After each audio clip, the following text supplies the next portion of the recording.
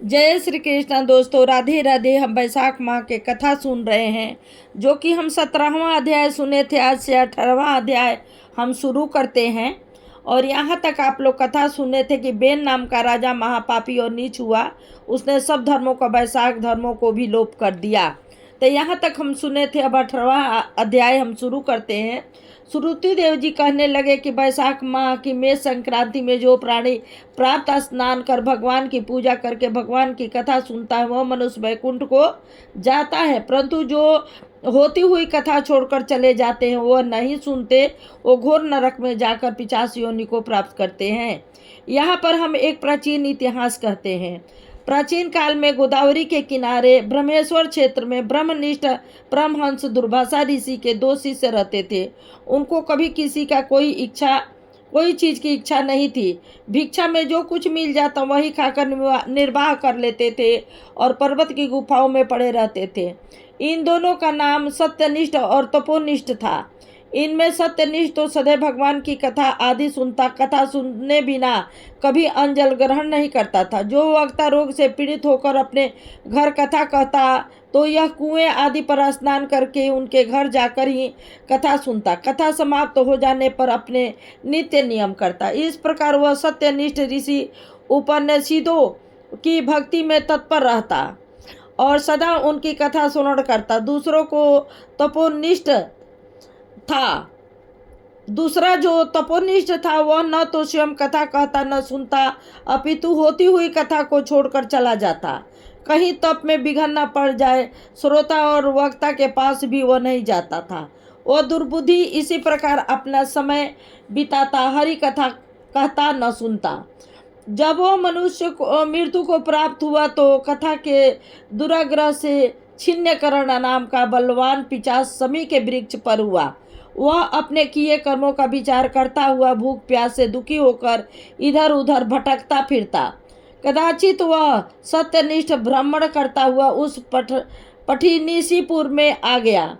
मार्ग दुखी से पीड़ित छिन्नकर्ण नामक पिशाच को देखा तो वह भूख से आतुर बुरी तरह से रो रहा था। उसको देखकर सत्यनिष्ठ कहने लगा कि तुम कौन हो और तुम्हारी दशा यह कैसे हुई, यह सब कहो, अब तुमको दुख नहीं होगा। सत्यनिष्ठ के ऐसे वचन सुनकर अत्यंत व्याकुलता से वह कहने लगा कि हे प्रभु, मैं दुर्वासा का शिष्य तपोनिष्ठ नाम वाला यति हूँ। अपनी दुर्बुद्धि के कारण महात्माओं से विष्णु कथा कर्मों के लोप हो जाने के भय से कभी कथा नहीं सुनी और न ही कभी कथा सुनाई। इस घोर कर्म से मेरी मृत्यु हुई और छिन्नकर्ण नाम वाला पिशाच होकर इस वन में दुखी होकर भटकता फिरता हूँ।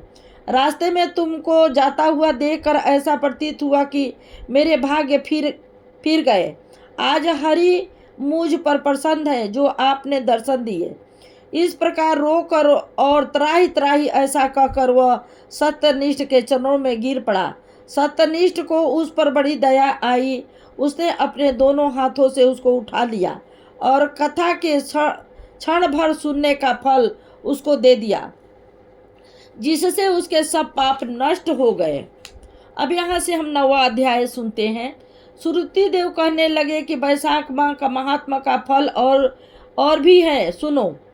पंचाल देश के राजा भूरियश का पुत्र परुयश नाम वाला अत्यंत पुण्यात्मा तथा बुद्धिमान था। पिता के मरने पर वह राजा बना। वह धर्म पूर्वक पृथ्वी का राज्य करता था, परंतु पूर्व जन्म में उसने जल दान नहीं किया था। इस कारण उसकी सब संपत्ति नष्ट हो गई। इस प्रकार उसको बलहीन देकर उसके कई एक शत्रु राजाओं ने उस पर आक्रमण कर दिया।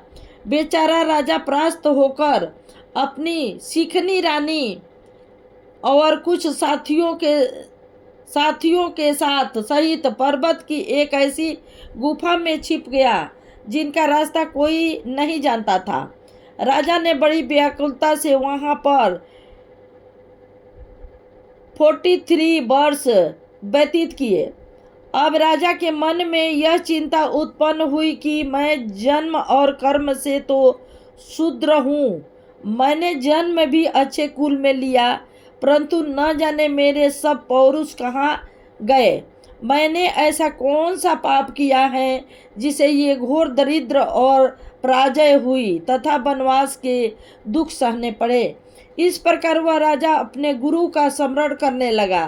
तब राजा के स्मरण करते ही दो मुनीश्वर याज और उपयाजक नाम वाले वहां आकर उपस्थित हुए।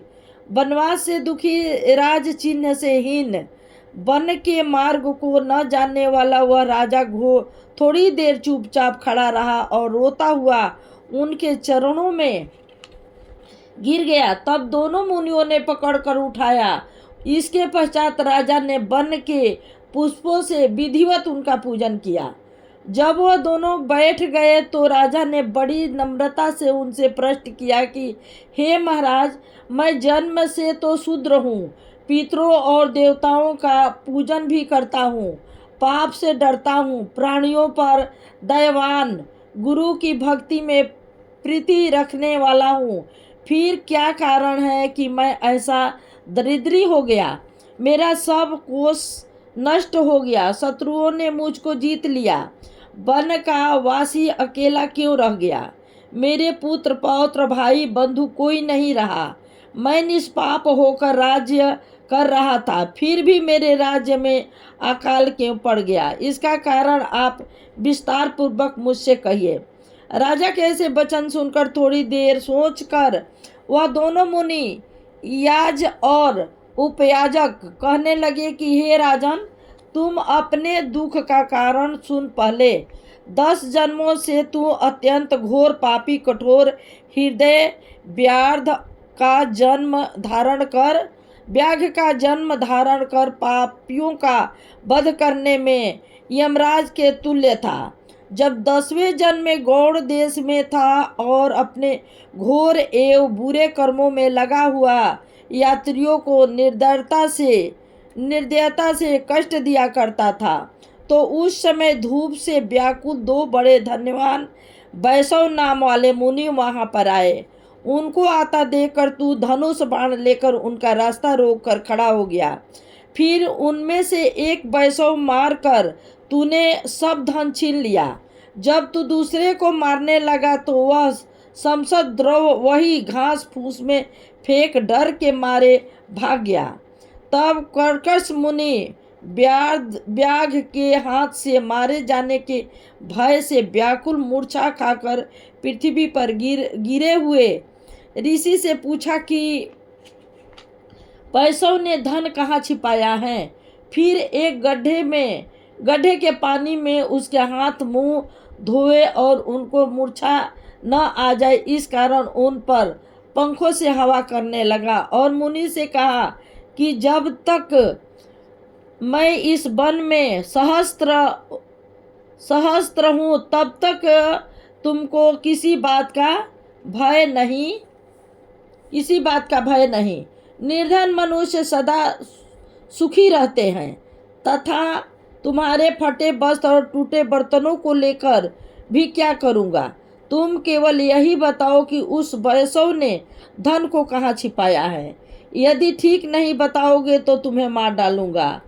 कर्कश बोले कि वैष्णव धन को इसी वृक्षों में फेंक गया है और स्वयं इधर भाग गया है। व्याघ्र ने ऋषि से कहा कि तुम निडर होकर सुखपूर्वक यहाँ से चले जाओ।